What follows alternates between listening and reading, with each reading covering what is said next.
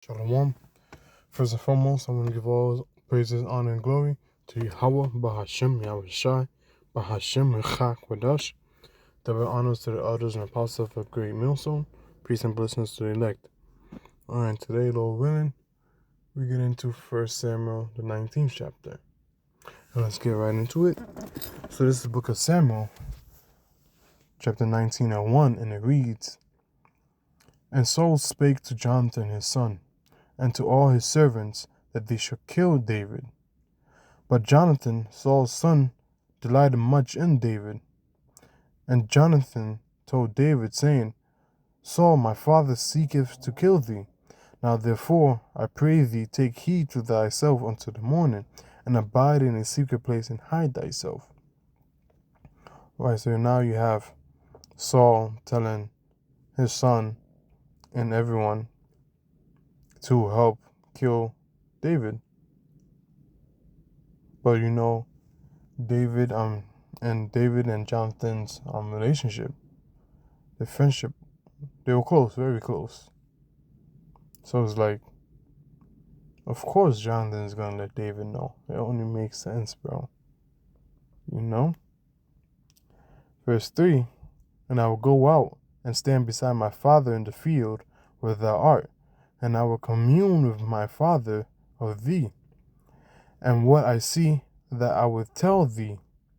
And Jonathan spake good of David unto Saul his father, and said unto him, Let not the king sin against his servant, against David, because he hath not sinned against thee, and because his works have been to the word very good.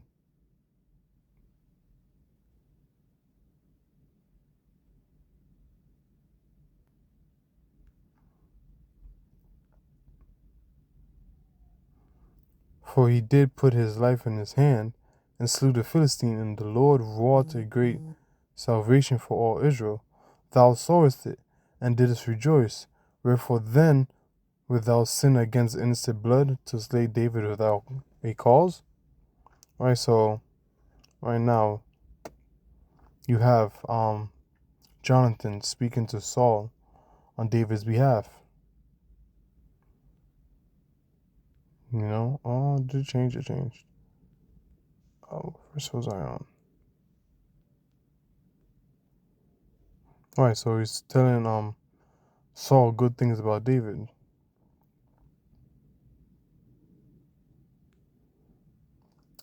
Verse 6, And Saul hearkened unto the voice of Jonathan. And Saul sware, As the Lord liveth, he shall not be slain. Whoa. So right here you have Saul saying, he swore too, as long as the Lord lives, David will not be killed. Whoa. That's huge. Okay. Damn, the amount of times I read this and I now noticing this, wow, okay.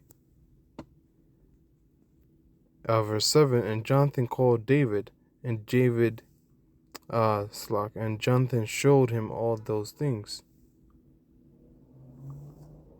And Jonathan brought David to Saul, and he was in his presence, as in times past. And there was war again, and David went out and fought with the Philistines, and slew them with a great slaughter, and they fled from him. And the evil spirit from the Lord was upon Saul, as he sat in his house with his javelin in his hand, and David played with his hand. Damn, so the evil spirit is still on, evil spirit from the Lord is still on Saul. And you have David playing his harp. And Saul sought to smite David, even to the wall with the javelin, but he slipped away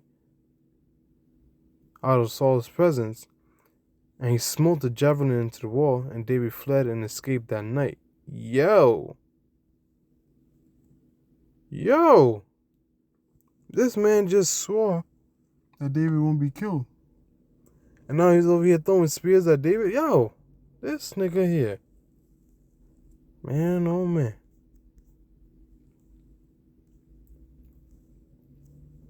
Let's see. Saul also sent messengers unto David's house to watch him and to slay him in the morning. Yo, this man just swore that He's not gonna. Yo! Okay, let's keep reading. And Michal, David's wife, told him, saying, If thou save not thy life tonight, tomorrow thou shalt be slain.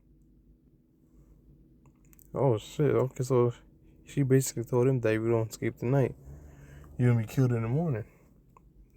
So Michal led David down through a window, and he went and fled and escaped.